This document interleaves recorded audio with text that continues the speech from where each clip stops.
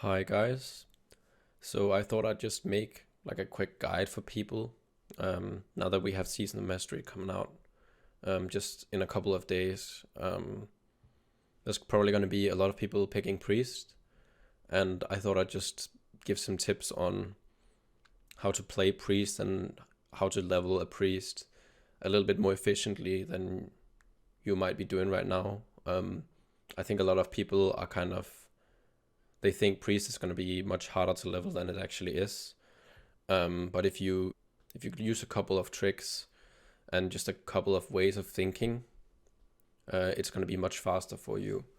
Um, just in general, whether that be leveling or how much you have to drink in a dungeon or just things like that. So the things that I want to cover in this video are going to be just a quick thing on which race to pick.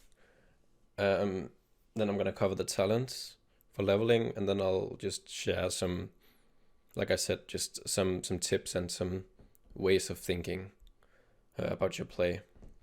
So regarding the races, you kind of can play pretty much anything, like especially on the Horde, both Troll and Undead kind of has their strengths and weaknesses. And I'd say even in PvP, you can totally be Troll, and for PvE you can also be Undead. Like it's not a deal breaker whatever you pick. It's more on the Alliance side that you're gonna be giving up Fear Ward if you don't play Dwarf, and for a lot of guilds that matters a lot, and for a lot of pre-mates that also matters. So I guess if you want to be in, like if you want to be certain that you can get into any guild that you want to, regardless of your skill level, you probably want to play Dwarf.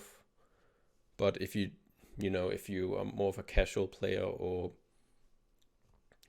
I guess you just really hate the way Dwarf looks, you can totally play Human.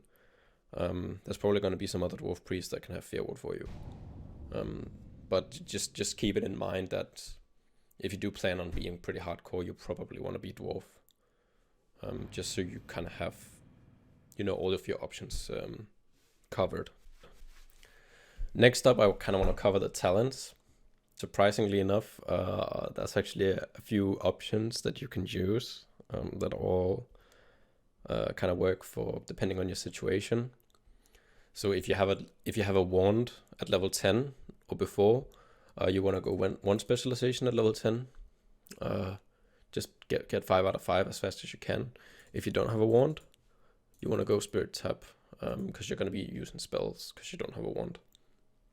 Then you obviously want to pick one specialization when you buy that wand from the vendor at level 15. I don't remember how much it costs, but that's going to be like your number one priority when you hit level 15 is getting a wand. Then at level 20, I say pick Martyrdom because that can save you, whereas Power Word Shield is just kind of a little bit more value. This can actually like save you. Like let's say you get crit by a mob, now where you might have thought, oh shit, I have to reset this mob, you can actually just throw a heal without getting pushback. This is just objectively better than this. And then obviously after we want to pick this because more value. Pick Inner Focus and then pick Meditation, just so you have more mana all the time. I'd say with Inner Focus, make sure you use this pretty much on cooldown, because it's like Inner Focus has shield, or Inner Focus the highest rank of heal you have, or anything like that. Just get the most value you can out of this. Then afterwards you want to pick Power Word Fortitude, just take 1 point.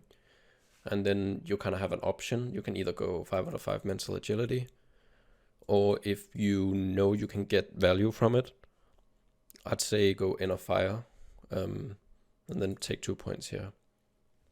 That's just going to be, if you're already grinding really efficiently, this is just going to give you like a little bit more efficiency. But if you aren't playing as efficiently anyway, you're going to get more value from this. Then afterwards take 1 point in Divine Spirit, and then go 4 points here. After that, you're going to be hitting level 40, And unless you're leveling in a group, you're gonna want to go Shadow now, because it's just gonna be more damage, like all the time. It's gonna make your grinding faster. It's gonna make it safer. It's just gonna be better overall. You're gonna have less of a chance of dying even in PvP, I'd say. So you definitely want to respec and go Shadow. For Shadow, you want to pick kind of stuff that makes you kill things faster, but also things that make you survive more. So obviously 5 out of 5 Spirit Tap. Want to make sure you have 4% hit, so get 2 points here. Pick Shadow Word Pain, get some Blackout for the stun.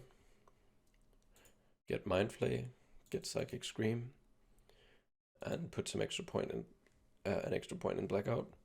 Then you want to go 5 out of 5 Shadow Weaving, and I also like to get Silence because I play on a PvP server. Then you want to go just for some points in Shadow Reach, or if you have a lot of intellect gear, let's say this is an alt that you're kind of sending, you can send gear to, so you can keep the gear really good on it. If you have a lot of intellect and spirit, you can probably go Vampiric Embrace. If you're going to be using a lot of spells and not so much wanding, you can actually get a lot of value from this. Then take 5 out of 5 Darkness and finish it off with Shadow Form. Afterwards, if you went for this path with the Vamp Embrace, take some points here, so you have the extra range. If not, just go straight into Wound Specialization. And then take Martyrdom, then take Imp Shield, and then take Meditation and Inner Focus. And then just finish off just like you did in the first discipline tree. So now that I've kind of covered the talents, I want to talk briefly about the way that you want to play your priest, just to make you go faster, and just some general tips on what to do to get more value out of your priest. The first thing that I want to say that most people don't do well enough is they don't plan their mana. They don't think about, the 5-second rule, or they just don't consider, how many spells do I actually need to kill this mob before I engage it.